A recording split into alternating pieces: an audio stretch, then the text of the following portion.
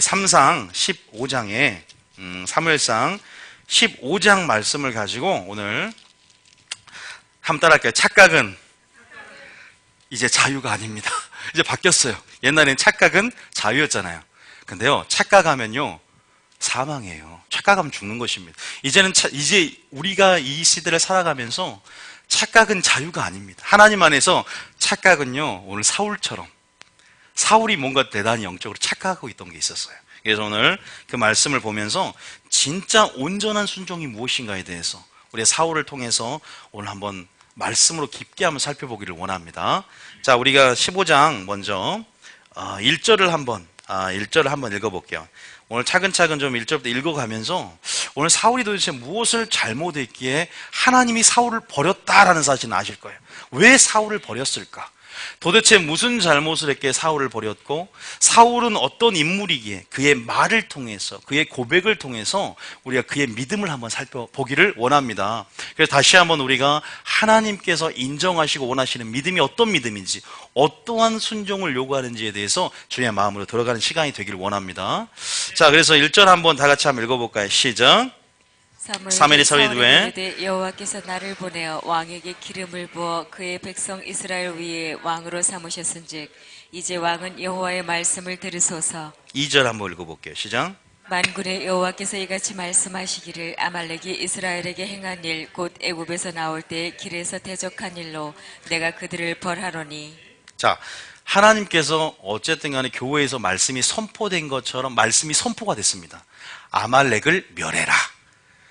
이 아말렉에 관한 말씀은요, 우리가 출애굽할 때부터 아말렉에 대한 정체를 가르쳐 주셨고, 아말렉이 한 일에 대해서 하나님이 기억하기를 원했어요. 어디 나오냐면, 잠깐 우리가 성경으로 잠깐 배경을 설명해 드리자면, 신명기 25장 17절 한번 읽어보면 배경이 나옵니다. 자, 신명기 25장 17절부터 한번 읽어볼까요? 자, 글씨 안 작죠? 좀 크게 할까요?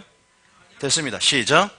너희는 애굽에서 나오는 길에 아말렉이 네게 행한 일을 기억하라. 어떤 일인가 보겠습니다. 18절. 곧 그들이 너를 길에서 만나 내가 피곤할 때 내 뒤에 떨어진 약한 자들을 쳤고 하나님을 두려워하지 아니하였느니라. 아말렉은요, 마귀를 상징합니다. 이 이스라엘 백성들이 행군할 때에 누구를 공격하냐면 굉장히 약점 있는 자들, 힘없는 자들, 그러니까 행군할 때 뒤처진 자들, 피곤한 자들. 그러니까 주님이 뭐라고 하냐면, 너희가 피곤하고 낙심하지 아니하면 때가 이름에 거두리라. 성령으로 하여 힘으라고 말씀하세요. 우리가 신앙생활 하면서 포기하고 낙심하지 않아야 할 줄 믿습니다. 모세가 설교를 하는데, 출애굽기 보면 모세가 설교를 하는데 마음의 상함과 역사의 혹독함으로 모세의 말을 듣지 않은 것처럼, 우리가 그러한 상처나 쓴뿌리나 마음의 상함을 통해서 어둠의 역사가 합법적으로 권세를 행하고 그 틈을 보고 마귀가 공격을 해요. 그렇기 때문에 여러분들은 하나님을 신뢰하고 하나님의 전신갑주로 무장하며 지금 그 행군의 길을 걸어가야 될 줄 믿습니다. 어쨌든 아말렉이 그렇게 뒤떨어진 자들, 약한 자들을 보고 하나님을 두려워하지 않고 그들과 뭡니까? 그래서 무슨 전투가 있었어요? 아말렉 전투가 있었어요. 근데 왜 하나님의 아말렉 족속을 완전히 멸하지 않았냐면, 아직 죄악이 관영되지 않았기 때문이다. 다시 말해서 김정은이나 지금 악인들을 보면 하나님께서 그 악인들을 멸하셔야 되는데 왜 아직도 가만들이 이해가 안 되시죠? 하나님은요, 그 악인을 하나님께 나중에 알곡과 가라지를 나누는 도구로 쓰실 뿐만 아니라 그 악인들은 그 죄악이 관영됨을 통해서 그 진노를 지금 쌓고 있습니다. 그래서 하나님의 공의는 환난을 준 자는 환난으로, 또 환난을 당한 자는 안식으로 갚는 것이 하나님의 공의입니다. 다시 말해서 하나님은 그 진노들을 또한 쌓고 계시고 그 죄악이 관영되기까지 좀 참고 계시는 영역도 있어요. 그래서 우리가 이제 이런 영역에서 언제 깨뜨리려고 하냐면, 지금 사울 때에 이 아말렉 족속을 완전히 멸하라고 하신 거예요. 계속 이어져 왔던 흐름 안에서 지금 이제 사울을 통해서 그들을 멸하기를 원했어요. 이미 아말렉 전투를 통해서 모세가 손을 두고 기도할 때 니시 하나님을 이미 보여준 사건이 있었습니다. 전쟁은 하나님께 속한 줄 믿으시기 바랍니다. 우리는 기도해야 될 줄 믿습니다. 나를 통해 하나님이 역사할 수 있도록 환경과 조건을 만들어가고, 나를 통해서 하나님께서 내가 싸우는 것이 아니라 하나님이 싸우겠다 말씀하시기 때문에 우리는 기도할 때 승리하게 될 줄 믿습니다. 이제 그것은 번외로 말씀드린 거고, 오늘 보세요. 그 아말렉이 너에게 행한 일들, 애굽에서 나올 때 대적한 일로 이제 내가 그들을 벌하려고 한다 그러는 거예요, 이제. 그래서 사울에게 하나님께서 명령을 주십니다. 뭐 하라고? 완전히 쓸어버리라고. 자, 3절 한번 읽겠습니다. 시작. 지금 가서 아말렉을 쳐서 그들의 모든 소유를 남기지 말고 진멸하되 남녀와 소아와 젖 먹는 아이와 우양과 낙타와 나귀를 죽이라 하셨나이다. 젖 먹인 아이까지 다 완전히 씨를 멸하라 이 말이에요. 삼족을 멸하는 것처럼 완전히 씨를 말려라 이 말이에요. 하나님께서 분명히 명령을 하셨어요. 우리가 하나님이 명령하는 것은 굉장히 저도 신앙생활 하면서 하나님 명령하는 것은 굉장히 비이성적이고 비합리적이고 비논리적인 경우가 굉장히 많습니다. 뭐 여리고성을 몇 바퀴 돌아라, 뭐 너희들은 칼을 만들지 말고 지금 횃불과 빈 항아리와 나팔을 준비하라, 그리고 뭐 깊은 곳에 가서 금을 던지라, 뭐 할례를 행하라. 굉장히 우리의 지성적이고 논리적이고 합리적인 사고방식은 이해할 수 없는 부분들이 굉장히 많습니다. 왜? 세상의 방식과 세상의 흐름과 세상의 조류에 편승해서 흐름이 있는 게 아니라 거꾸로 거슬러 올라가는 뭔가 역류되는 느낌의, 뭔가 거스린 느낌의 요구가 있기 때문이에요. 그런데 자, 보겠습니다. 어쨌든 보세요. 젖먹인 아이까지 완전히 치라고 우리에게 요구하십니다. 자, 그러면서 우리가 8절 9절 한번 읽겠습니다. 자, 8절 한번 읽어볼까요? 자, 시작. 아말렉 사람의 왕 아각을 사로잡고 칼날로 그의 모든 백성을 이제 진멸하였으되 근데 아말렉 사람의 왕 아각을 사로잡고 칼날로 그의 모든 백성을 진멸합니다. 순종했습니다. 그죠? 하나님 말씀이 선포되어졌고 나는 순종한다고 순종을 했어요. 몇 프로 순종했냐면 99% 순종했습니다. 그런데 1%, 몇 프로가 부족하, 2% 합시다. 우리 2%가 익숙하니까. 몇 프로가 부족합니까? 2%가 부족. 음료수도 2%가 있잖아요. 2%가 부족해요. 자, 그 2%가 뭐냐? 자, 9절에. 시작. 사울과 백성이 아각과 그의 양과 소의 가장 좋은 것 또는 기름진 것과 어린 양과 모든 좋은 것을 남기고 진멸하기를 즐겨 아니하고 가치 없고 하찮은 것은 진멸하니라. 이 말씀 한 구절에 엄청난 의미가 들어있습니다. 우리가 보았을 때 하나님은 이 정도쯤이야. 여러분, 우리 그거 아시죠? 아비나답 그 20년간 여호와의 언약궤가 모셔드린 거 알죠? 그의 아들인 우사와 야요가 이제 다윗성의 그 언약궤를 옮기는 과정 속에서 수레에다가 그 언약궤를 실어요. 그리고 이제 그렇게 행진을 하고 있다가 이제 그 소가 날뛰는 걸 보고 자기는 그 언약궤가 혹시나 어떻게 될까 하는 마음으로 들여다보고 만졌는데 즉사해버리는 거예요. 좀 하나님 너무한 것 같아요. 그냥 우리는 좋은 의도로, 좋은 마음으로, 또 좋은 생각으로 그냥 이렇게 잡았을 뿐인데 하나님은 거기서 우사를 쳐버립니다. 베레스 우사라고 하죠. 여러분, 하나님께서는요, 분명한 것은 그러니까 여기서도 마찬가지죠. 아말렉 군대를 하나님께서 분명히 다 진멸하라고 했어요. 그런데 사울이 양과 소의 가장 좋은 것, 기름진 것, 어린 양 모든 좋은 것을 남기고 진멸할 지게하지 않고 하찮은 것만 진멸할 수 있다는 것입니다. 우리 생각으로는 분명히 그것이 인본주의적으로 또 굉장히 선한 의도를 가지고, 좋은 의도를 가지고 할 수 있어요. 성경에 이런 예가 굉장히 많아요. 베드로도 보세요. 주여 죽지 마옵소서. 그 일이 죽게 미치지 않는다고. 십자가에 달려 돌아가겠다고 하니까 안 됩니다, 주님. 죽지 마옵소서. 그런데 주님은 그런 베드로에게 사탄아, 내 뒤로 물러가라. 사탄이라고 했고 내 뒤로 물러가라. 네가 하나님의 일을 생각지 않고 오히려 그것을 사람의 일로 바꾼다. 여기서 굉장한 하나님께서 명하시는 대로의 삶을 산다는 것. 말씀대로, 말씀의 기준대로 우리가 99%의 우리가 순종을 했다라고 생각하는 것. 어떤 길은 사람이 보기에 바르지만 하나님 보시기에 필경 사망이게 될 수 있고, 어떤 행위는 사람이 보기에 깨끗하지만 여호와는 중심을 살펴본다는 것처럼 우리가 분명한 것은 하나님이 원하시는 삶을 살아야 된다는 것입니다. 하나님이 원하시는 순종을 하셔야 돼요. 99% 또한 내가 순종을 했다고 했지만 2% 분명히 불순종한 것도 불순종이 된다는 것임을 알아야 될 줄 믿습니다. 지금 이 사건에서 어떤 일이 벌어졌는지 그 아래 구절 읽어보면 충격적인 사건이 일어나요. 사울을 버린다는 것. 여러분, 자, 사울은 어떤 의도를 가지고 있는지 잠깐 우리가 이유를 한번 살펴보겠습니다. 15절 한번 보겠습니다. 왜 이런 의도로 왜 의도로 했는가? 자, 15절 한번 읽어볼까요? 자, 시작. 사울이 이르되 그것은 무리가 아말렉 사람에게서 끌어온 것인데 백성이 당신의 하나님 여호와께서 보세요. 제사하여 사울도요, 겸손으로 시작한 믿는 자였습니다. 그래서 당신 하나님 여호와께 제사하여 가장 좋은 것을 남겼다 이 말이에요. 의도가 뭐요? 좋은 것을 제사하기 위해서. 그게 아무리 선한 의도일지라도, 좋은 의도일지라도 내가 옳은 것보다 순종이 중요한 줄 믿으시기 바랍니다. 굉장히 중요해요.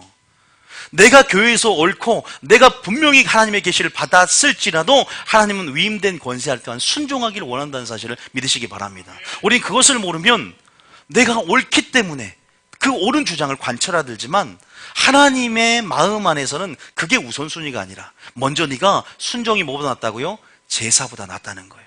제사가 굉장히 중요합니다. 제사는 창조의 목적이고 우리는 제사하기 위해서 출애굽받았다는 사실을 믿으시기 바랍니다. 성도들 내 앞에 모으라. 그들은 나와 제사로 언약한 자들이다.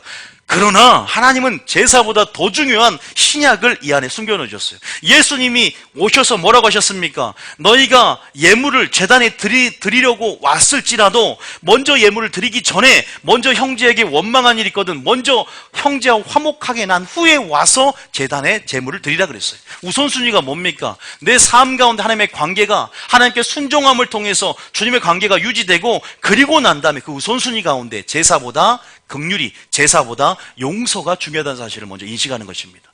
무슨 말인지 아시겠죠? 이 사건에는요, 예수님의 뜻이 들어있습니다. 제사가 중요하고 제사를 드려야 되지만 그보다 중요한 게 뭔가? 보세요.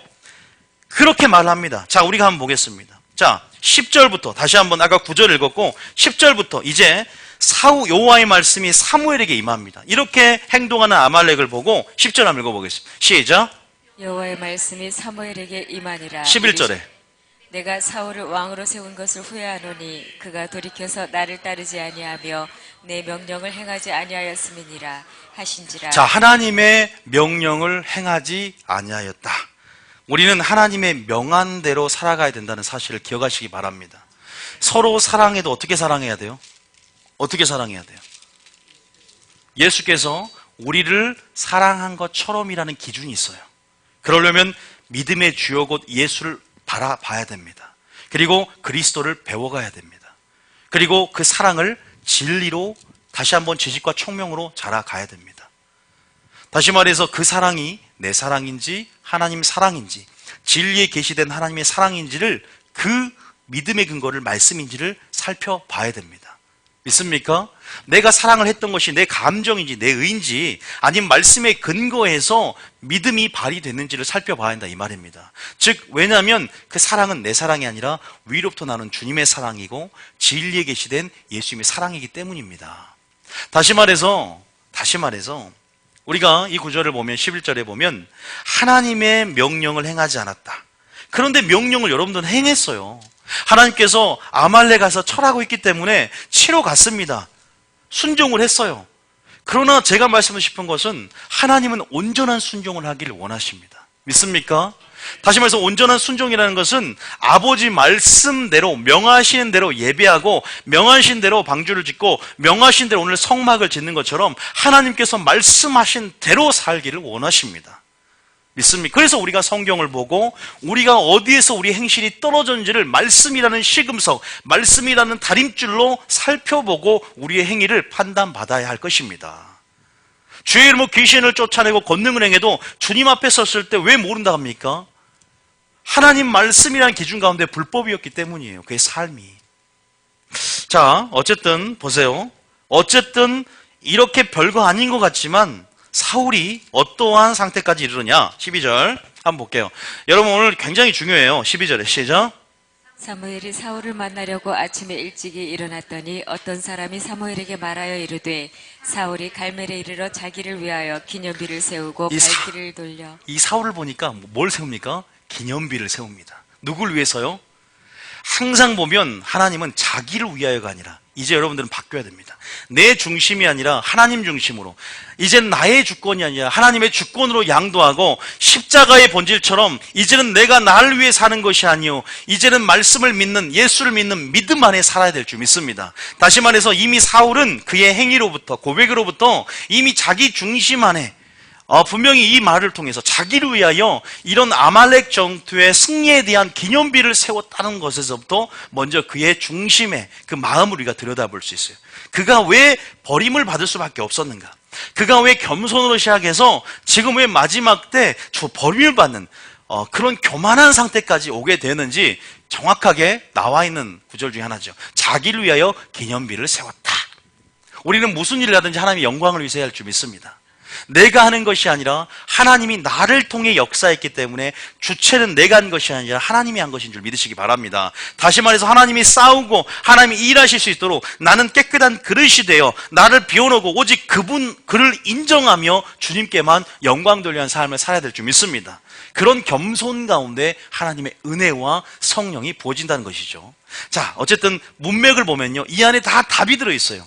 따로 설교할 필요도 없이 이 안에 답이 들어있는 거 우리가 확인하게 될 겁니다. 13절 보겠습니다. 시작. 사무엘이 사울에게 이른즉 사울이 그에게 이르되 원하건대 당신은 여호와께 복을 받으소서 내가 여호와의 명령을 행하였나이다 하니. 제가 오늘 제목을 사울의 착각이라고 한 것 여기 나옵니다. 사울은 자기가 아말렉 전투에서 그렇게 행한 것이 굉장히 잘했다고 지금 칭찬받으려고 와요. 여호와께 복을 받으소서 막 기념비까지 세고 와서 여호와의 명령을 내가 행했습니다. 자신만만하게 옵니다. 근데 착각은 자유입니다. 자기가 어떻게 될지 모르고 착각은 자유인 거예요. 그러니까 우리가 그런 신앙생활을 할 수 있다는 것입니다. 전혀 말씀이라는 시금석으로 나 자신을 살펴보지 않고, 그러니까 뭐냐면 교회 안에서 스스로의 그 어떤 자기의 영적인 실상을 모른다는 거예요. 라우디게 교인처럼. 자기가 지금 어떠한 영적인 상태를 가지고 있는지 모르면서 구원의 안정감 속에서 기만하며 살아가는 많은 사람들이, 그런 종교인들이 있다는 거예요. 나는 이것을 했기 때문에, 이렇게 큰 일을 했기 때문에, 그 정도 했기 때문에 이것이 곧 나의 믿음이라고 생각하는 사람이 있고, 무엇이 하나님의 마음인지, 어떤 것이 주님께 인정받는 믿음이고 삶의 열매인지를 모르고, 다시 말해서 말씀으로, 거울이라는 말씀으로 점검해 보지 않고 그냥 자기 만족과 자기 공로 의식으로 절대 그 사람의 믿음이 그것이 그 사람 믿음의 척도가 될 수 없다는 사실이고, 우리는 분명히 말씀이라는 것, 그래서 여호와의 명하시는 대로 주님의 요구가 무엇인지를 정확히 알면서 그의 뜻을 이해하고 분별하여서 그 뜻대로 행하는 우리가 되어야 할 줄 믿습니다. 다시 말해서 주여 주여 하는 자만 천국에 들어갈 것이 아니요 아버지 뜻대로 행하는 자가 천국에 들어가리라. 너희가 이 세대를 본받지 말고 예수를 본받고 마음을 새롭게 변화를 받아 예수 안에서 하나님의 선하고 온전한 기뻐하는 뜻은 무엇인지를 분별하라. 너희가 어리석은 자가 되지 말고 주의 뜻이 무엇인지를 이해하라. 주의 뜻을 이해하고 분별하여 주 뜻대로 행하는 여러분 되셔야 됩니다. 왜냐하면 이 세대는요, 미혹의 역사가 굉장히 커요. 그래서 선을 뭐라고 합니까? 악이라 합니다. 지금 악인데 뭐라 그래요? 선이라고 착각하는 겁니다. 그래서 마지막 때는 선을 악이라고, 악을 선이라, 진리를 거짓이라, 거짓을 진리라, 옳은 것을 그른 것이라, 그른 것을 옳은 것이라, 부정한 것을 정한 것이라, 정한 것을 부정한 것이라, 거룩한 것을 속된 것이라, 속된 것을 거룩한 것이라 착각하고 사는 거예요. 주님은 분명하게 지각을 가지고 하나님 말씀이라는 선악간의 기준을 가지고 그것을 분별하며 살기를 원하십니다. 그래서 범사해야 할 좋은 것을 취하고 악은 모양도 버릴 수 있는 지각이 말씀을 통해서, 훈련을 통해서 하나님의 시각과 마음을 소유해야 될 줄 믿습니다. 근데 분별을 못하는 거예요. 나는 여호와의 말씀을 행했습니다. 여호와의 복을 받으소서. 착각은 자유가 아닙니다. 여러분 신앙생활 가운데 점검해야 될 줄 믿습니다. 예수님으로 점검하는 거예요. 예수님으로. 말씀으로 점검하는 것입니다. 그래서 에베소 교회는 너희 행실이 어디에 떨어졌는가를 말씀으로 살펴보고 그 행위를, 처음 행위를 가지라 그래요. 떨어졌는지 살펴보고 믿음을 점검하라. 하나씩 점검해 볼 수 있는 여러분 되셨으면 좋겠습니다. 믿습니까? 자, 어쨌든 이런 착각을 하니까 사무엘이 영적인 실상을 알려주는 거예요. 다시 말해서 목회자가 설교를 통해서 빛을 주는 것입니다. 그러니까 빛이 거울이 되고 말씀이 빛이 되니까 내 어둠이 비춰지고 거울 속에서 나의 모습이 드러날 때 깨달은 자가 복이 있는 줄 믿습니다. 우리가 다시 한번 살펴보는 건 굉장히 중요하거든요. 자, 우리가 한번 13절에 14절 또 읽어보겠습니다. 자, 시작.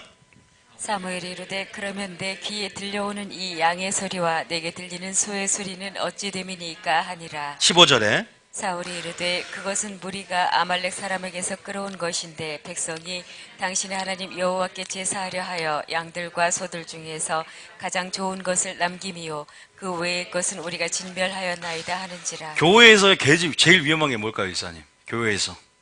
김민희 이사님. 교회에서 제일 마귀의 작전 중에 제일 무서운 게 뭔지 아세요? 바로 인본주의입니다. 인본주의. 사람을 위한 것. 그래서 사도 바울도 내가 사람을 기쁘게 하랴 하나님을 기쁘게 하랴. 보세요. 제가 지금 하나님께 제사하기 위해서 좋은 의도와 선한 의도. 제가 항상 하는 콩나물 비유가 있잖아요. 콩나물 할머니가 굉장히 어렸을 때부터 안 먹고 돈을 모아서 저축을 해서 2억을 모았는데 사회에 기부한 훈훈한 사건이 있었어요. 근데 우리는 굉장히 좋은 일이고 선한 일이라고 생각하지만 주님 보시기에는 그것이 선한 일이 아닙니다. 왜? 하나님 한 분이 선한 일이시고 하나님이 연관되어졌을 때 선이 있습니다. 그가 선한 일을 했다고 예수를 믿지 않고 구원받을 수 있습니까? 아니요. 하나님 보시기에 선은이란 것은요, 하나님이 없으면 선도 없는 것입니다. 하나님 없으면 죄도 없는 거예요. 다시 말해서 하나님을 믿느냐 안 믿느냐 이것이 하나님의 일이고, 하나님을 믿느냐 안 믿느냐 이것이 선이고, 하나님을 경외하느냐 경외하지 않느냐 이게 선과 악을 나누는 기준입니다. 우리는 좋은 일이 뭡니까? 선한 일이 뭡니까? 말씀대로 순종하며 사는 것이 좋은 일인 줄 믿습니다. 그게 진짜 빛으로서의 착한 행실을 통해서 하나님께 영광 돌리는 삶이지, 그냥 세상도 인정하는 그냥 좋은 일 했다고 해서 그것이 구원받을 수 있다면 좋은 일이겠죠. 그러나 어떠한 것도 주님으로 말미암지 않고서는, 성령으로 말미암지 않고서는, 믿음으로 말미암지 않고서는 열매 맺을 수 없고 구원을 이룰 수 없다는 사실을 분명히 기억하시기 바랍니다. 우리는 믿는 자고 우리에게 주님이 있고 우리에게 말씀이 있음으로 해서 행복한 줄 믿습니다. 우리의 눈은 봄으로, 우리의 귀는 들음으로 복이 있다는 사실을 기억하셔야 됩니다. 믿습니까? 어쨌든 지금 보시면 여호와께 제사를 하여 가장 좋은 것을 남겼다. 그 외의 것은 우리가 진멸하였다.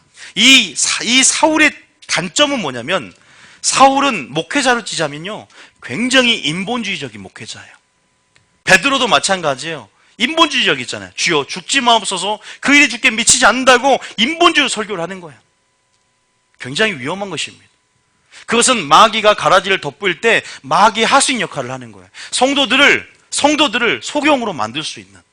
자, 두 번째는 이 사울이 어떤 자였냐? 왜 그랬냐? 이따가 보시겠지만 어딨냐면, 자, 한번 볼까요? 자, 24절 한번 읽어보겠습니다. 24절에. 자, 15장 24절에. 시작. 사울이 사무엘에게 이르되 내가 범죄하였나이다. 내가 여호와의 명령과 당신의 말씀을 어긴 것은 내가 백성을 두려워하여 그들의 말을 청종하였음이니이다. 왜 그랬어요? 백성을 두려워했다. 누구 생각나세요? 누가 생각납니까? 아론이 생각나지 않습니까? 아론은요, 여러분 그거 있어요. 여러분 왜 마지막 때 하나님 진리의 사랑을 입어야 되냐면, 우리는요, 하나님은 자기 영광을 여러분 계시하기를 원하세요. 하나님의 정확한 자기의 이름을 하나님 우리에게 보이시고, 자기의 영광, 자기가 어떤 하나님인지를 정확하게 그 형상대로 그대로 인식할 뿐만 아니라 우리 속에 창조되기를 원하세요. 그래서 말씀이란 걸 주셔서 순종함을 통해서 하나님의 형상으로, 아들의 형상으로 자라가는 것입니다. 그런데 내 욕심 가운데 내가 주님을 목적으로 취하지 않고 내가 신앙생활하면서 하나님이 금송아지가 되는 사람이 있어요.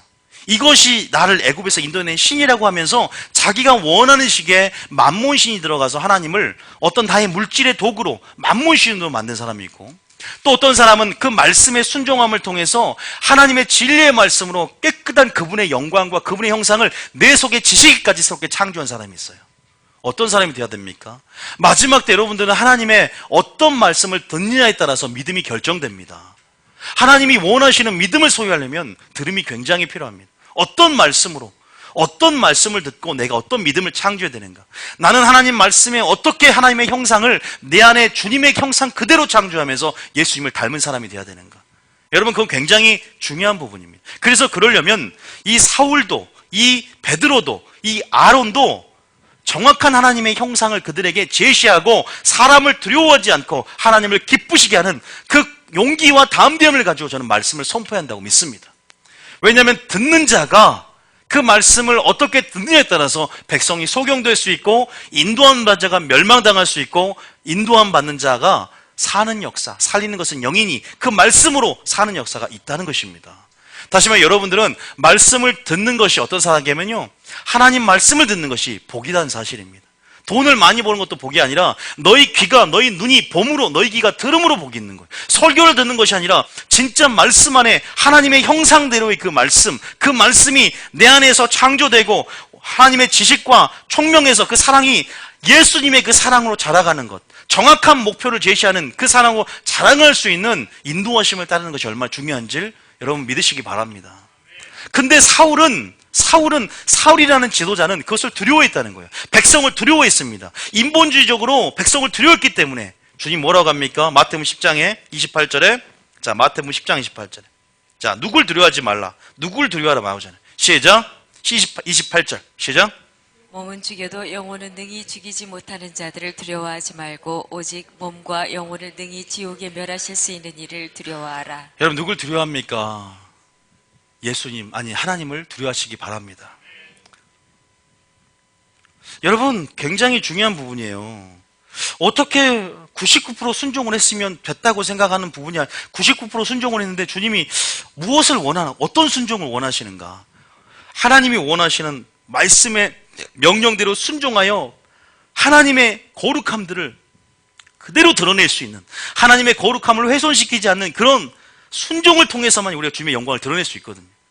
모세가 겨우 반석 2번 쳐갖고 가나안 땅에 못 들어갔어요. 그럼 뭐라고 합니까? 그는 나의 거룩함을 훼손했다. 내 영광을 제대로 드러내지 못했다는 거예요. 명령하라고 했는데 2번 쳤어. 선악과 한번 잘못 그 사간조가 뱉다고 사망이 왔습니다. 크고 작은 게 문제가 아니라 하나님의 순종을 통해서 하나님의 영광을 우리는 드러낼 존재를 믿으시기 바랍니다. 믿습니까? 우리의 불순종이 그분의 영광을, 거룩함을 훼손시킬 수 있다는 거예요.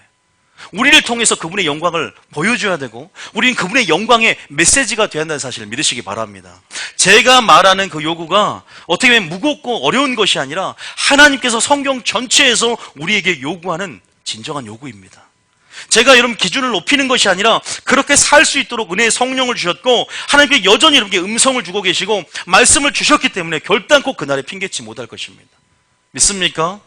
진리에 관심을 가지시기 바랍니다. 진리가 여러분의 기준이 되시기 바랍니다. 그걸 기억하셔야 돼요. 여러분 지금 여러분 순종하고 계십니까? 주님 저는 99% 순종했는데요. 주님 제가 이거 순종했는데요. 아니다.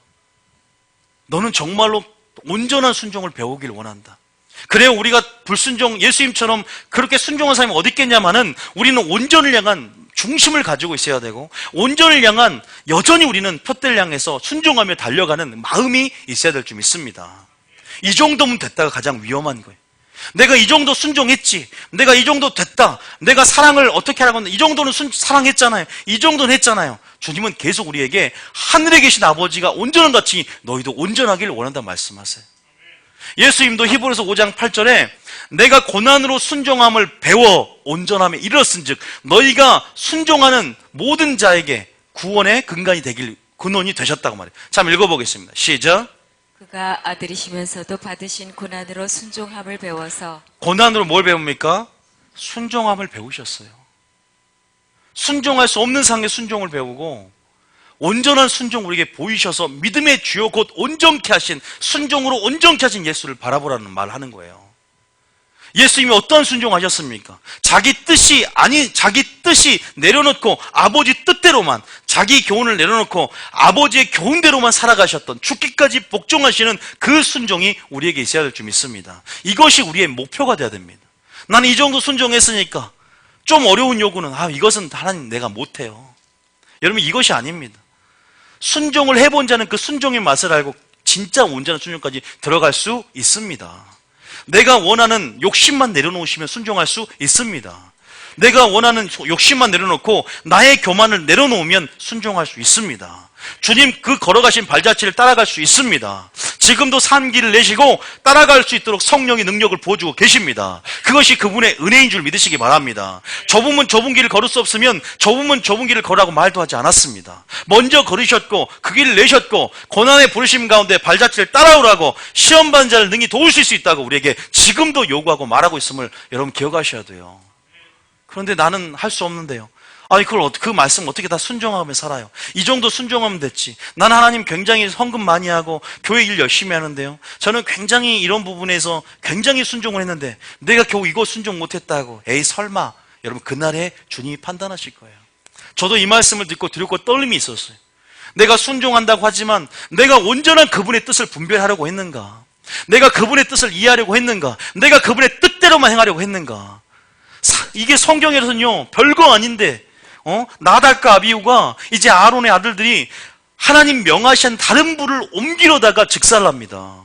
겨우 아무것도 아닌 것 같은데 하나님은 단순히 불순종한 자체가 아니라 그것을 통해서 자기의 이름이 더럽혀지고 자기의 거룩함이 훼손되는 것.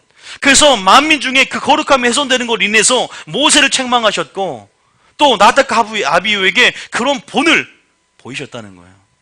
왜 심판이 큰 줄 아세요? 그때는 성막이 이제 영광이 클 때였거든요. 영광이 클 때는 심판도 큰 겁니다. 주님 오실 때요, 영광이 클 때, 여러분 지금 대형교회들이 하나님의 집에서도 심판 지금 있잖아요. 지금 대형교회 목사님들 지금 말로가 어떻게 됩니까? 하나하나 빛 가운데 이제 드러나는 거예요. 그것이 알고 싶다 해서 여러분 보셨죠?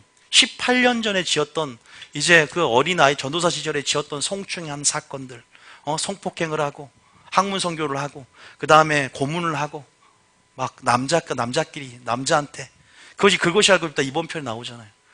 대형교회 목사가 됐는데 이제 그것이 방송이 나오면서 뻔뻔하게 그런 적이 없다라고 지금 법무부에 고소가 되고 난리 났어요. 지금 한순간에 하나님 드러내는 거예요. 회개하지 않고 회개할 기회를 줘도 안 하니까 그런 영역 양심이 마비돼 버리고 떳떳이 인정했으면 그 사람 고소 안 하려고 그랬는데 여전히 보세요. 한번 봐보세요. 제가 그거 보고 충격을 받았어요. 하나님 지금 드러내고 있어요. 왜? 영광, 주님 오실 때 되면요 영광이 커지고 심판이 커지기 마련입니다. 여러분 지금 우리가 작은지라도 우리 양심을 발휘하여서 두렵고 떨림으로 그걸 이루어가야 될 줄 믿습니다. 무엇이 크고 작은 죄의 문제가 아닙니다. 죄의 무게가 문제가 아니고 죄의 경중이 문제가 아니에요. 뭐가 문제입니까? 조그만 죄라도 주님의 거룩함을 훼손시킬 수 있다는 것입니다. 그런 관점으로 시각을 죄를 바라보셔야 돼요. 이제는 지어도 되고 이제는 안 지어도 되고 이건 했으니까 굉장히 우리 중심과 내 자신의 기준과 경험을 통해서 죄를 바라봅니다. 그러나 아버지의 말씀이 아닌 것들, 그것이 바로 불법이고 하나님의 시각과 마음으로 죄를 바라보고 이제는 우리의 조그만한 죄도 조그만한 불순종도 아버지의 영광을 드러내지 못하고 우리의 조그만한 불신앙인 말도 하나님의 영광을 훼손시킬 수 있다는 그 사실을 기억한다면 믿음의 분량대로 하나님 우리에게 분명히 심판하신다는 사실을 기억하시기 바랍니다. 우리 하나님을 배워가야 됩니다. 그 사랑에 자라가야 될 줄 믿습니다. 여전히 예전과 동일하게 그렇게 판단하십니까?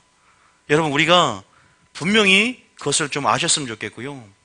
정말로 하나님은 우리 가운데 우리에게 무엇을 말씀하시는지를 오늘 사울을 통해서 여러분 들었으면 좋겠어요. 자, 16절 한번 하겠습니다. 이렇게 여호와께 제사하기 위해서 양들과 소들 중에 가장 좋은 것을 남겼다고 말하는 거예요. 자, 심지어 사무엘이 뭐라고 하는지, 자, 시작. 사무엘이 사울에게 이르되 가만히 계시옵소서. 간밤에 여호와께서 내게 이르신 것을 왕에게 말하리이다 하니 그가 이르되 말씀하소서. 17절에 사무엘이 이르되 왕이 스스로 작게 여길 그때 이스라엘 지파의 머리가 되지 아니하셨나이까. 여호와께서 왕에게 기름을 부어 이스라엘 왕을 삼으시고. 겸손하게 시작했어요. 신앙생활 처음에는 겸손하게 첫사랑을 시작합니다. 근데 점점 미지근해지고 점점 겸손으로 시작했다가 교만으로 마치고 성령으로 시작했다가 육체로 마치는 자도 있다는 거예요. 갈라디아 교인처럼. 너희들이 성령으로 시작했으나 이제 육체로 마치지 않느냐? 갈라디아 교인들아 어리석도다 그러잖아요. 갈라디아 3장 3절에.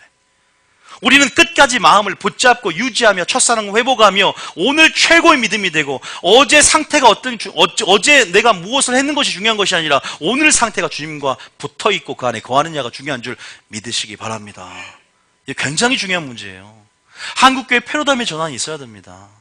많은 교회가 종교가 되어서 내가 옛날에 그렇게 했고 굉장히 공로의식에 사로잡혀 있고 굉장히 잘못된 열심과 그 주님이 보시는 관점을 모르니까 여호와의 복을 받아서 내가 주의 명령한 대로 행했다고 막 장로님들 배를 내밀면서 이렇게 걸어다니시더라고요. 배도 나만큼 많이 나왔을까요? 어쨌든 저는 하나님 보시기에요. 정말로 그게 두려운 거죠. 이 말이 무서워요. 사람이 어떤 길을 보기에 바르지만 하나님 보시기에 필경사함을 하나님 보시기에 인정받는 믿음이 돼야 되구나. 그것은 바로 말씀이라는 거울 가운데 나를 비춰보는 삶이 중요하구나. 믿음이라는 것은 내가 점검하는 것이 아니라 하나님의 시각과 마음으로 그 죄를 보고 나를 볼 수 있어야 되구나. 그렇기 때문에 여러분들은 지금 듣는 거 아닙니까? 그냥 말씀 듣고 은혜 받으려고 왔습니까? 아니요, 말씀이 기준이 되려고 왔습니다. 말씀이 여러분 삶 가운데 그게 다림줄이 되고 여러분 삶 가운데 가치관이 되고 하나님의 사고 방식이 되어서 그렇게 여러분이 살아가길 원하시기 때문인 줄 믿으시기 바랍니다. 그러니까 잠깐 은혜 받고 오늘 목사님 설교 좋았습니다. 저는 그런 그런 말 들으려고 선거하는 게 아니라 완전히 생각이 아니라 생각의 틀이 바뀌고 사고 체계가 하나님 나라의 사고 방식으로 전환되길 원합니다. 그러려면 흐름이 있어야 되고 인내가 있어야 되고 지속적인 말씀 훈련이 필요한 거죠. 한 번 갖고 어떻게 와서 잠깐 은혜 받고 여러분 기억하시기 바랍니다. 이 마지막 때라는 사실을 인식하며 우리가 어떻게 우리의 마음의 방향성을 우리가 어떻게 그 진리로 영을 채색하며 우리가 다시 한번 이 진리의 사랑을 받고 미혹 가운데 승리할 수 있을지에 대해서 우리가 이 사울의 교훈은요 굉장히 우리에게 시사하고 주님이 주신 음성 가운데 분명히 큰 음성이 지금 있어요. 자, 우리의 다시 한번 종교성들을 버리시고 다시 한번 믿음을 점검할 수 있는 본문의 말씀인데 네가 스스로 작게 읽을 때 내가 너를 세웠지만 지금 너보고 교만하다 이 말이에요. 이 말은 왜 교만인지 아세요? 내 생각으로 이것을 살렸다는 거예요. 다시 말해서 우리는요 하나님께 영광 돌릴 수 있는 방법은 뭐냐면 하나님 말씀에 순종할 때뿐이에요. 자, 우리가 분명히 가장 좋은 살찐 것을 남겨두고 주님께 좋은 의도로 왔지만 주님이 교만하다고 말합니다. 자, 이 말씀 한번 들어볼까요? 요한복음 7장 16절 말씀 한번 읽어봅니다. 자, 이 말씀 들어보면 베드로가 분명히 좋은 의도로 죽지 말라고 했는데 이 사탄아 너는 내 뒤로 물러가라. 너는 하나님의 일을 사람의 일로 바꿔서 나를 넘어지게 한다. 우리의 작은 말이 예수님을 넘어지게 할 수 있다는 것. 자, 한번 읽어보겠습니다. 시작. 예수께서 대답하여 이르시되 내 교훈은 내 것이 아니요 나를 보내신 이의 것이니라. 예수님은 철저하게 자기의 교훈이 없어요. 하나님을 의지하고 하나님이 성령 읽을 것과 말할 것을 명령하는 주님의 교훈으로 말을 하는 거예요. 17절에 시작. 사람이 하나님의 뜻을 행하려 하면 이 교훈이 하나님께로부터 왔는지 내가 스스로 말함인지 알리라. 교회 안에서요 막 말하는 사람도 있어요. 진짜 그것이 말하는 근거가 하나님께로 왔는지 자기 생각으로 맞는지 살펴봐야 돼요. 하나님의 뜻을 행하려면. 자, 그러면서 18절에 뭐라고 합니까? 스스로 말하는 자는 자기 영광만 구하되. 이게 중요한 것입니다. 하나님 말씀만으로 하면요 하나님께 영광이지만 스스로 말하는 자는 자기 영광을 구해요. 베드로가 그랬어요. 주여 죽지 마옵소서가 이 교훈이 하나님께 왔습니까? 마귀가 잠잘 때 가라지를 덧뿌렸습니까? 마귀가 하수인 역할을 해서 생각 가운데 가라지를 덧뿌리니까 마귀 하수인 역할을 하면서 주님의 일들을 무너뜨리려고 그랬어요. 스스로 인본주의가 얼마나 무서운가. 자기 영광을 구하는 것입니다. 지금은 이 사울 왕도요 지금 뭡니까? 이 행위가, 이 점검하는 이 행위가 뭐냐면 지금 선한 의도일지라도 그것이 아버지의 말씀에 근거한 것이 아니면 스스로 자기 영광을 드러내는 교만이라는 것입니다. 그래서 사도 바울, 이 사울에게 교만죄가 성립이 되는 거예요. 이 불순종은 하나님의 생각보다 아버지의 말씀보다 내 생각이 높아진 것, 그것이 교만이라는 것입니다. 우리는 단순히 막 교만한 척 이게 교만이 아니라 불순종이 교만인 거예요. 사람입니다. 불순종이 교만이다. 이거 아십니까? 이따 뒤에 나와요. 더 무서운 죄가 뭐냐면 이 불순종이 우상을 점치는 죄와 우상숭배죄에 걸린대요. 와, 주님이 이렇게 평가를 한다면 물론 우리가 불순종한 적도 많이 있지만 이것을 통해서 주님의 마음이 뭔지를 좀 들여다보기를 원한다는 것입니다. 당장에 불순종에 멸망당한다는 것이 아니라 우리가 회개하여서 더 온전함에 이르기를 원하는 그 중심을 지금 여러분에게 요구한다는 것입니다. 믿습니까? 우리 예수님처럼 완전해질 수는 없을지라도 각자의 믿음의 분량대로 항상 온전을 추구하는 중심과 마음이 우리 속에 있다는 것을 강조하고 싶은 거예요. 초신자도 천국 갈 수 있어요. 장성한 분량까지 안 가도 우편강도 천국 갔습니다. 그런데 그 마음에 온전을 향한 중심이 분명히 있어야 된다는 사실을 기억하시기 바랍니다. 상대적인 거거든요. 하나님 평가는. 정산 참작을 하고 법정과 똑같아요. 세상 법정도. 자, 어쨌든 마찬가지로 자 보세요. 이 정확하게 지적을 합니다. 3상 15장 18절 한번 읽어봅니다. 자, 시작. 또 여호와께서 왕을 길로 보내시며 이르시기를 가서 죄인 아말렉 사람을 진멸하되 다 없어지기까지 치라 하셨거늘 19절에 어찌하여 왕이 여호와의 목소리를 청종하지 아니하고 탈취하기에만 급하여 여호와께서 악하게 여기시는 일을 행하였나이까. 자 보세요. 여호와께서 보기에는 악이었어요. 근데 사울이 보기에는 뭐였어요? 선이었습니다. 이게 문제죠. 그래서 마지막 때는요, 선을 악이란다는 거예요. 악을 선이란다. 구분이 안 돼요. 여러분, 제가 한 가지 문제를 내겠습니다. 자, 장성한 분량을 가졌다는 것이 뭘까요? 뭘 구분하는 걸까요? 예, 맞습니다. 선악을 분별할 수 있는. 자, 히브리서 5장에 여러분 장성분량이라고 하는 자가 어떤 자냐? 자, 이겁니다. 12절 시작. 때가 오래되었으므로 너희가 마땅히 선생이 되었을 터인데 너희가 다시 하나님의 말씀의 초보에 대하여 누구에게서 가르침을 받아야 할 처지이니 단단한 음식은 못 먹고 젖이나 먹어야 할 자가 되었도다. 13절에 이는 젖을 먹는 자마다 어린아이니 의의 말씀을 경험하지 못한 자. 14절에 단단한 음식은 장성한 자의 것이니 그들은 지각을 사용함으로 연단을 받아 선악을 분별하는 자들이다. 자, 오늘 잘 생각해 보세요. 장성한 자, 내가 믿음의 장성한 자를 생각하는 사람이 있을 거예요. 여기요. 여러분, 그러면 뭘 알아야 돼요? 하나님 한 분이 선이세요. 하나님은 우리가 자신이 선이었고 자기를 닮아가는 자. 다시 말해서 닮아간다는 표현은 선한 일, 좋은 일, 착한 행실로 영광 돌리는 삶을 사는 것. 다시 말해서 선한 일의 친백성이 되는 자를 원해요. 다시 말해서 지각을 사용함으로 연단을 받아 선, 악을 분별하는 자가 장성한 분량이다. 선이 뭔지 악이 뭔지를 알아야 돼. 그러면 하나님이 없는 세상 사람들은 선악을 이미 모르는 사람들 냅두고 선은 하나님을 경외하는 게 선이다.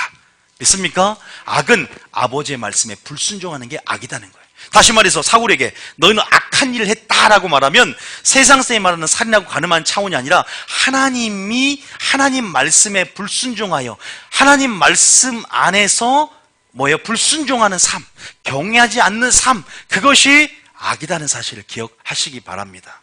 그래서 선한 것은 모양이라도 우리가 취해야 되고 악은 모양이라도 버려야 된다 그랬죠. 그래서 선을 행한 자는 무슨 부활로? 생명의 부활로. 악을 행한 자는 사망의 부활로, 심판의 부활로. 그렇기 때문에 주님이 모두 다 선악간의 심판하러 오신다는 거예요.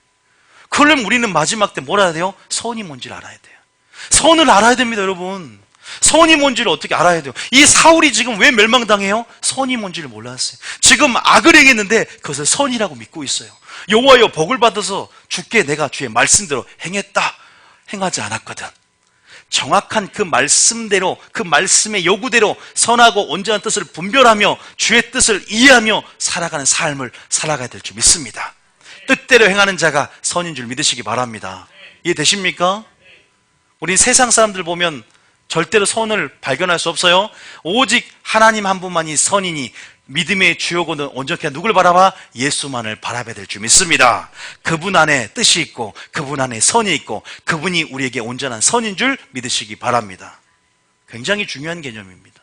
그런데요, 제가 보면요, 선악을 구분할 수 있는 지각이 별로 없는 사람들이 굉장히 많이 교회 안에 있어요. 그러니까 인본주의, 동성애 이걸 막 선이라고 말하고 있어요. 왜냐하면 자기 긍휼하심을 따라 스스로 말한 자는 누구 영광을 구한다? 자기 영광을 구하나니. 이 교훈이 하나님께로 온 것인지 자기 스스로 생각으로 지식과 경험에서 온 것인지 구분해야 된다는 거예요. 누구든지 하나님의 뜻을 행하려면. 그러니까 뭘 갖춰야 돼요? 하나님 말씀으로 기준 삼아 하나님 말씀이 진리의 기둥이 되어야 될 줄 믿습니다. 그래야 마지막 진리의 사랑을 입고 우리가 진리대로 인정받는 믿음으로 나아갈 수 있다는 사실을 기억하시기 바랍니다. 그러면 사람을 기쁘게 하겠습니까? 자기 안에 다 갖춰져 있는데, 말씀이 갖춰져 있는데 하나님이 무엇을 좋아하는지, 하나님이 선을 좋아하고 선한 일의 친백성이 되기 위해서 그럼 자기는 선한 길을 따라 의의 길을 따라만 가게 될 줄 믿습니다.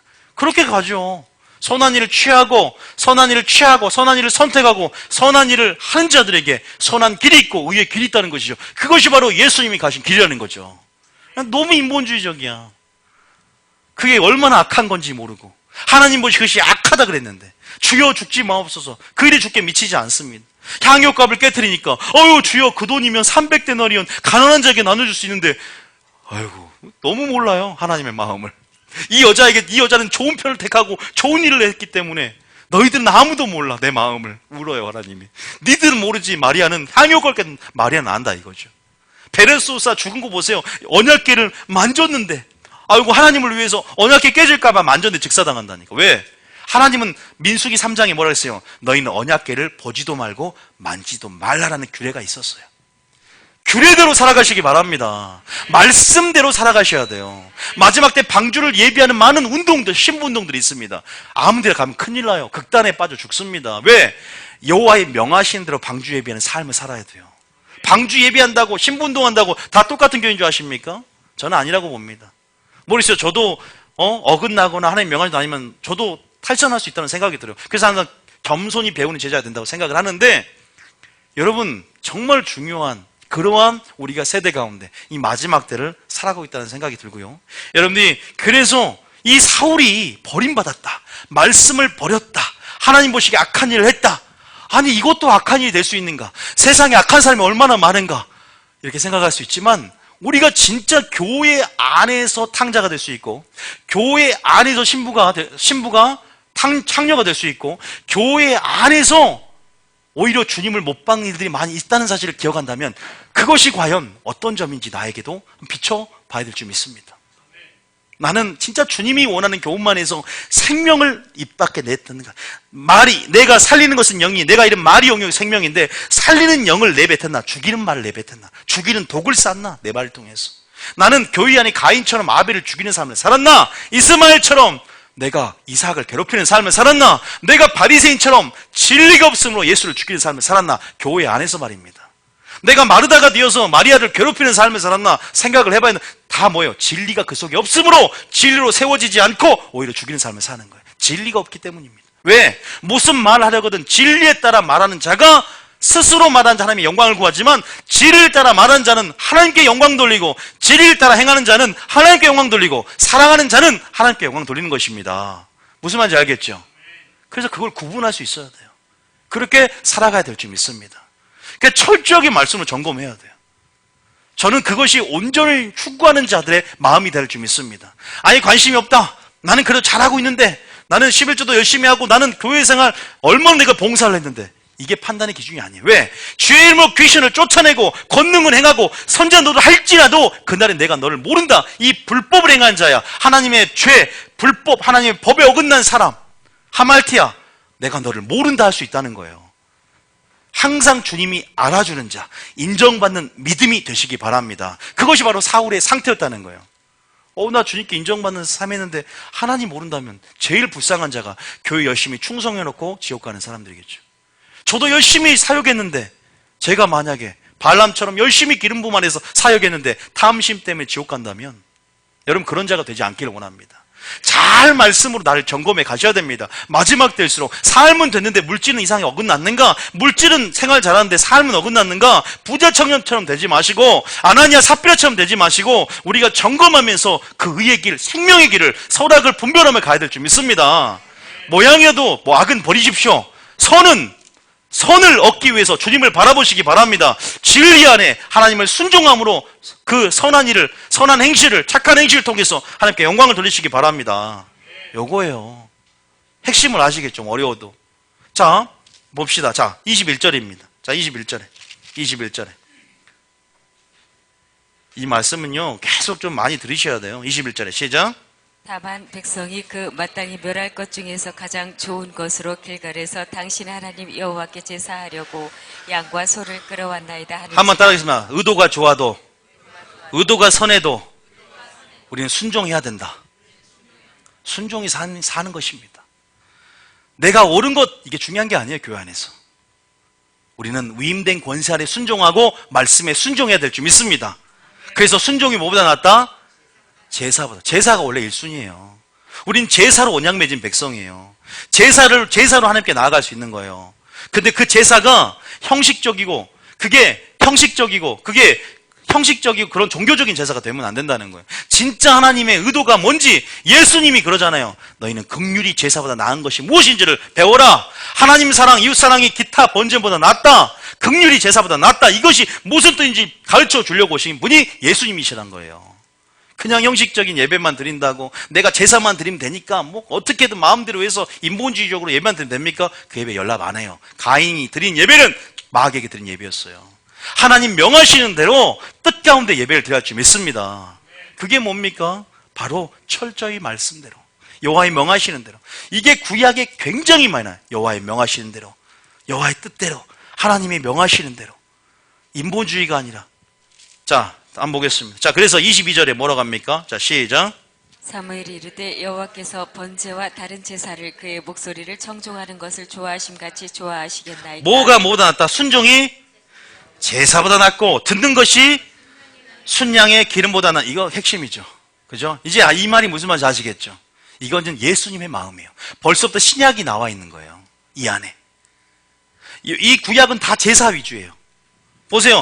제사를 지냈죠. 아벨과 가인도 제사를 지냈죠. 그 다음에 아브라함도 여호와의 단을 쌓고, 여호와의 이름을 부르며 단을 쌓고 제사를 드리죠. 계속 이 출애굽할 때도 그들을 언약 백성으로 제사하기 위해서 소와 양과 염소를 해서 제사 드리죠. 계속 제사예요. 근데 얘들은요, 주님의 마음을 몰라요. 진짜 제사보다 중요한 게 뭐냐? 이 삶이 제사가 된다는 거예요. 그게 바로 순종인 거예요. 삶이 제사가 긍휼인 것입니다. 삶이 제사가 바로 그 본질인 사랑인 것입니다.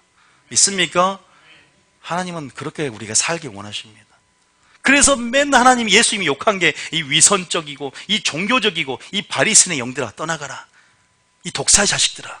너희 속에, 너희 속을 봐라. 너희 속으로 구제하지 않는 놈들아. 이 너희 속을 봐라. 거기에 사랑이 있느냐, 공의가 있느냐, 믿음이 있느냐, 긍휼이 있느냐, 정의가 있느냐. 이 5개를 말합니다. 하나도 없다 이거예요. 예수님의 생명이 없고 위선적인 모양만 있다. 열매가 없다 이거예요. 회개가 없다 이 말. 이 사울 회개할 수 있었을까요? 회개 못합니다. 회개하지 못해서 사울이 멸망당한 거예요. 회개할 수 있는 것이 복인 줄 믿습니다. 사울이 회개만 했으면 용서받는데 회개할 수가 없어요. 이미 마음이 완악해져 버렸어요. 이 사울 3상 15장 이전에 12장에도 먼저 사무엘 오기도 전에 제사장의 월권을 행합니다. 그 죄가 반복적으로 그 안에 양심이 이렇게 두꺼워져 버렸어요. 우리가요, 죄라는 것이요, 한번 지었다고 지옥 가는 거 아니에요. 불순종도 지옥 가는 것이 아니라 죄가 반복적이고 습관적이고 고의적이 되어서 죄의 종노다는 삶을 살 때 위험하게 되는 것입니다. 그러다가 양심이요, 마비돼요. 그러니까 바로 버림받는 게 아니에요. 점점 그렇게 되다가 뭐예요? 하나님의 음성이 들리지 않고 회개가 안 될 때가 있습니다. 우리가 지금 조그마한 그 음성이 들릴 때 어찌할 거는 심령으로 회개하는 심령으로 나가야 될 줄 믿습니다. 그러면 과거에 지었던 죄는 주홍같이 붉을지라도 동이 먼 것처럼, 서가 먼 것처럼 하나님 바다에 던지고 죄가를 옮기실 줄 믿으시기 바랍니다. 깨끗하게 흰눈처럼 양털처럼 깨끗하게 하실 수 있는 분이세요. 오늘 깨닫는다면, 오늘이 그래 중요합니다. 그러니까 저는요, 오늘 이 말씀을 듣고 회개하면요, 걱정이 없는 거예요. 내가 오늘 주님 앞에 정말 처음부터 시작하는 마음 나아가겠습니다. 그럼 여러분 깨끗한 자입니다. 두려움이 없습니다. 믿습니까? 근데 죄를 더 짓고 싶고 그냥 이 말씀이 어쩌할 건 심령은 들지만 찔림은 오지만, 스데반의 설교 가운데 막 찔림이 있었지만 바리새인 죽이는 사람이 있고, 2장에 보면 베드로 설교 듣고 찔림을 듣고 3,000명이 회개한 것처럼 두 가지 반응이 있어요. 자, 여러분들이 어찌할 건 심령이 됐을 때 오늘 회개하는 자 복 있는 줄 믿습니다. 지금이 바로 회개할 때요, 지금이 바로 주님을 만날 때인 줄 믿으시기 바랍니다. 여러분의 선택입니다. 여러분 인생경을 젊은 저에게 들은 게 아니라 여호와의 말씀이 그러그러하다는 걸 듣는 거지, 저한테 주목하지 마시고 하나님 말씀이 뭐라고 있는지에 주목하시기 바랍니다. 하나님 말씀이 그게 여러분 살린다는 사실을 기억하시고 나가셔야 돼요.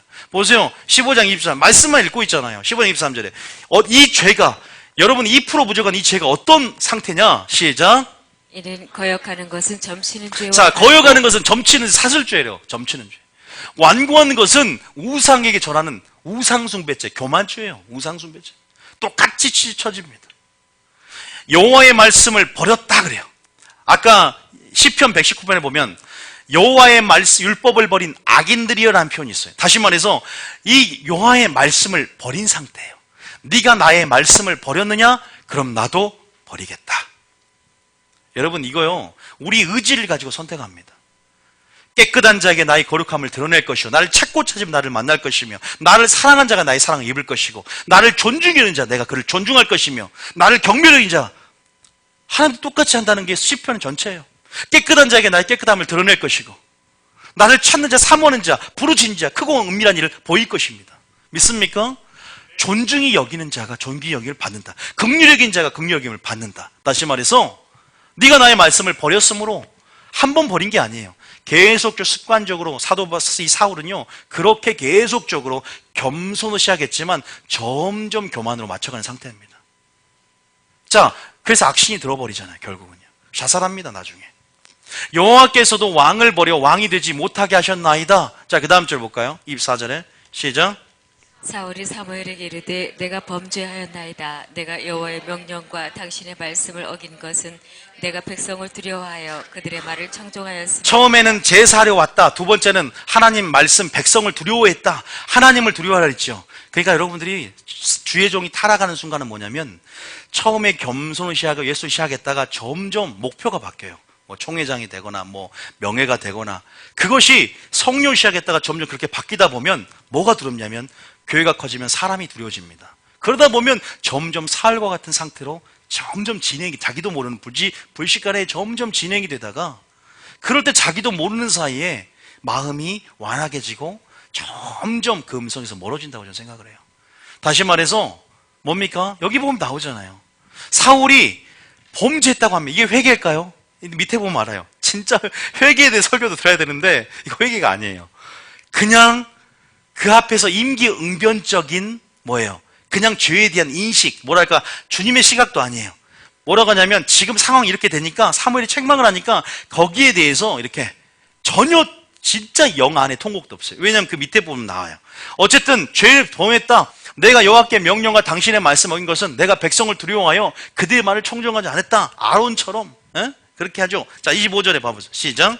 청하오니 지금 내 죄를 사하고 나와 함께 돌아가서 나로 하여금 여호와께 경배하게 하소서 하니. 자, 26절에 사무엘이 사울에게 이르되 나는 왕과 함께 돌아가지 아니하리니 이는 왕이 여호와의 말씀을 버렸으므로 여호와께서 왕을 버려 이스라엘 왕이 되지 못하게 자, 하셨습니다. 이 사울이 회개하지 못했던 이유 30절 시작.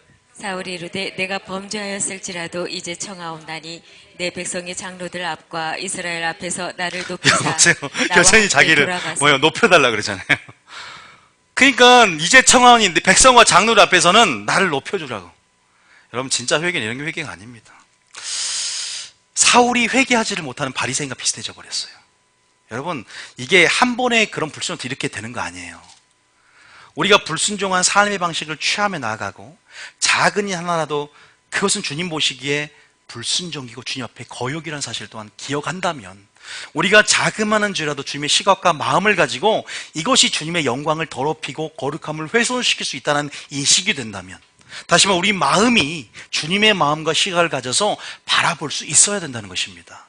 완전하게 내가 진리의 기둥이 되고, 그래서 내 판단하는 기준과 내가 생각하는 기준이 예수님과 하나가 되는 것, 주합하여 한 영이 되는 것을 주님이 원하십니다.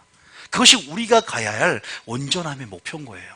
그래서 예수를 닮아가고 예수님과 하나가 되기 위해서는요, 이 말씀 안에, 진리 안에 주님의 영광을 봐야 돼요. 다윗이 한 가지를 구하니 그 아름다움을 낭망하며 왕의 권력의 자리보다 예배자의 자리를 사모했고, 마리아가 왜 말씀을 듣는 편을 택하여 빼앗기지 않는 삶의 방식을 취했는지 바로 여러분들이 복된 자인 줄 믿습니다. 우리가 이 말씀을 들어야 뭔가 믿음이 생겨요. 그냥 말씀도 안 듣고 신앙 기도만 하고 막 그러면요, 잘못돼도 선악을 분별할 수 있는 지각이 안 생겨. 아니 백날 기도만 해보세요. 기도가 믿음을 더합니까? 믿음은 어디서 나요? 들음은 그리스도의 말씀으로 말미암는 것입니다. 말씀과 기도는 함께 가야 되는 것입니다.